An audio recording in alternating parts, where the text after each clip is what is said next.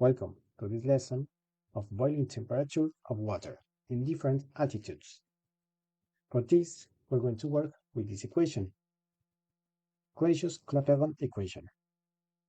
But first, we need to take the one, temperature 1, that corresponds to the temperature in the pressure.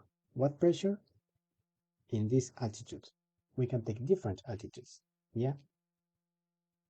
We have here another pressure, P2, yeah, that is in sea level. The same for temperatures. Boiling temperature in this pressure, boiling temperature in sea level. Yeah, we have here the conversion. Just you need to take the first value plus 273.5 to get the value in Kelvin. Gas is constant, like 8.314. Sorry, this is the real value. Avoid this one. Yeah. And vapor enthalpy, 40.65 kilojoules per mole. We need to multiply by mil because this is in joules. Now, what we have to do is to replace. Yeah. For this equation, we have first 1 divided by, open bracket, R. We need to fix with F4. Yes, divide by enthalpy. Press F4 to fix. Multiplied by natural logarithm of P1. Where is P1? Is this one? 1 atmosphere. Yeah. Fix it with F4. Divide by which one? P2. F4. Close. Plus 1 divided by this temperature, F4. Now close here, and check the value. Now we have to take this value minus 273.5 to have the value in Celsius degrees. Now, where can I take, or from where can I take this value?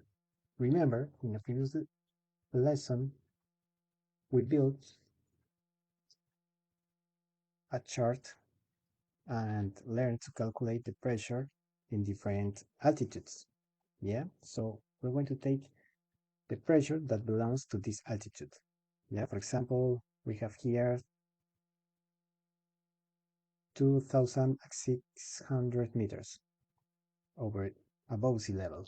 Yeah, so we can take another unit, for example, pascals, 325 pascals, everything in pascals. Yeah, and we have the pressure, but the temperature is going to be the same. It doesn't matter. So what do we need to do now? Replace here to make a chart. Yeah, you can download this information here in the description of this video, or you can find the pressure in different altitudes in different tables in internet.